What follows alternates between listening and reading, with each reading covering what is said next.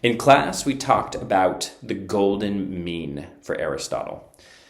Just a reminder, this is what the Goldilocks story is about, right? Goldilocks goes into the little hut and she has porridge, and one is too hot and one is too cold and one is just right. And she goes into the beds and one is too soft and one is too hard, but one is just right.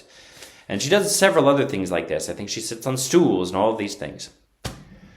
Goldilocks is referencing back to Aristotle, who comes up with the golden mean. The golden mean is a way of understanding virtue theory. Okay, a virtue, as Aristotle understands it, is a medium or a comfortable middle point or a way of avoiding the excesses of two extremes. The most common way of talking about this is with the virtue of courage. Courage is neither cowardice, which would be one lack of courage, nor is it stupidity, which would in one sense be another lack of courage. We could think of someone who is both stupid and cowardice. In neither situation are they, properly speaking, courageous. And so Aristotle sees this as happening all over the place for any virtue. Now we could ask still, is it, we brought up the question class, is it simply being a mean between two excesses that makes something a virtue? Well, not if we're classical theists. No, we would say that a virtue is ultimately a habit of the soul for the good, which means that a virtue is going to be somehow situated in a more real ontology. Virtuous habits indeed exist more than vices. Vices are just withering away, they're wasting away. Okay, very good. But that's getting into larger questions than we need to for the topic at hand. Instead, I want you to see these two extremes as they exist for the hoarders and the wasters. These two figures are fighting over a boulder, right? This is probably the best language, maybe rocks or something like that. It could be something else entirely. But a boulder is probably the most common language that's used to understand what they're fighting over. And they're going around, and the hoarders are, of course, wanting to take the boulders for themselves. And the wasters are wanting to take the boulders for themselves, but of course for wholly other purposes. The hoarders are wanting to hoard it. The wasters are wanting to spend it, in a sense, right? And so they're fighting over the same finite resources in order to engage in their vices. And interestingly enough, unlike a lot of the concepts that we've seen so far, whereas the contrapasso is normally one's own sin exposing the inverted desires or the unnatural and disordered desires of individuals.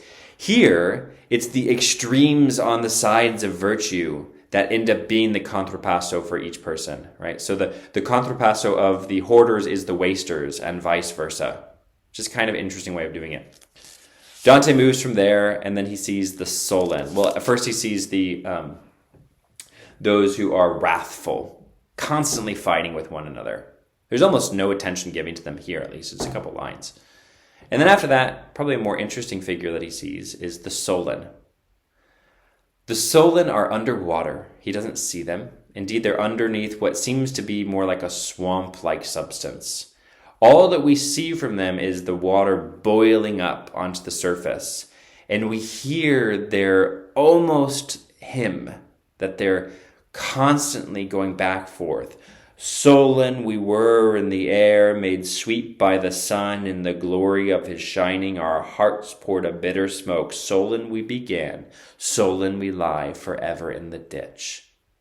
Even in the English, I like the kind of cadence that it gives us, because it's almost leaping into a song. And indeed, Dante says the litany, which is like a form of prayer, but a prayer that's normally accompanied with music. This litany is gargling out of their throats in perpetuity. They're engaged in this sort of liturgical act where they're singing about the fact that they've rejected the sun. And of course, for everything in Dante, the sun is going to be representative of something like divine illumination. And so these are the figures that reject divine illumination because of their own sullenness, because of their own unwillingness to see that which is around them. We talked in class about whether or not something like depression would count as sullenness for Dante. And I said perhaps, in which case we could maybe critique Dante on this, right? Because I don't think that most people today would want to say that someone who's experiencing depression is experiencing something like the rejection of divine light in the way that Dante imagines here.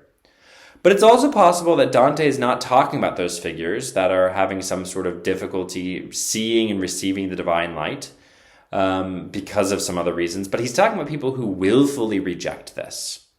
So maybe there's room for critiquing Dante here, but I don't think one has to take that route. Indeed, if you read contemporary readers on medieval figures, they're almost always so quick to start critiquing that sometimes I worry that they don't even read the text at all. They're just ready to jump in with critiques. Slow down and see what Dante is trying to say first. That being said, where Dante can be critiqued, by all means, right? I think he would welcome that. The interesting thing about, I noticed, I commented in the last canto, how it's interesting that Dante uses Ciacco as the figure to bring about the prophecy where he talks about his exile from Florence. Meanwhile, in the center of this canto, really, is this long excursion about Lady Fortune.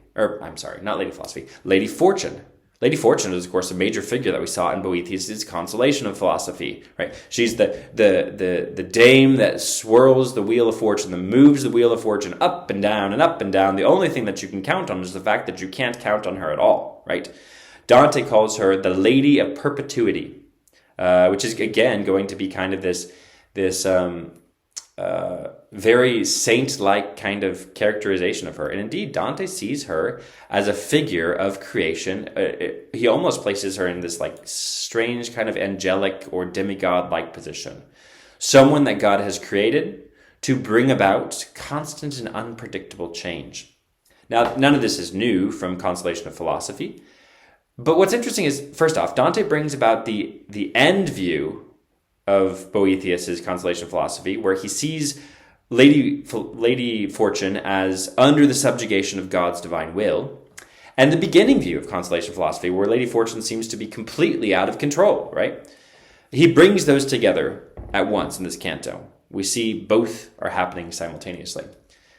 So too, the thing I want you to be thinking about is, why in the world does Lady Philosophy show up relatively in the middle of these two contrapassos? One, which is the wrathful and the sullen together. And the first part, which is the hoarders and the wasters. Why in the world would you situate Lady Fortune as the connecting bridge between those things? I don't know for sure the reason for this. But I suspect that it's a way of ending the conversation about hoarders and wasters, people who have great things, or for what they have. If they have a lot, much is expected of them, and if they have little, little is expected of them. To finish that up with a conversation about fortune puts in context that not all these hoarders and wasters are necessarily great figures.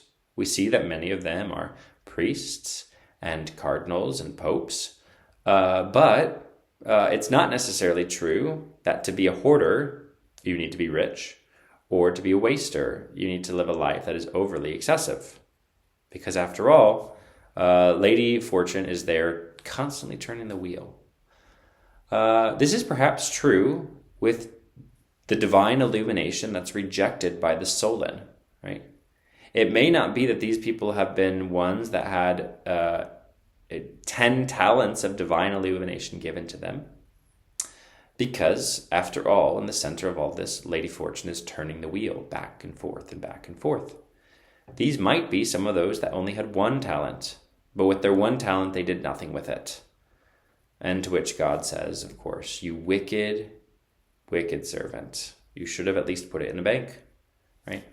So having Lady Fortune in the center of all of these contextualizes the connection between the wasteful and the hoarders, and on the other end of things, the sullen. I don't know if it counts for the wrathful as well. I haven't thought through that as much, but that's just my theory on this. Every now and then I'll give you my 2 cents, which is probably beyond the scope of direct exegesis for this text. Perhaps you can come up with a better explanation. But do know that Lady Fortune is situated in the middle for a reason. She's not there randomly. Dante doesn't do anything random. Or at least if he does, it's a minor mistake and far from the ordinary.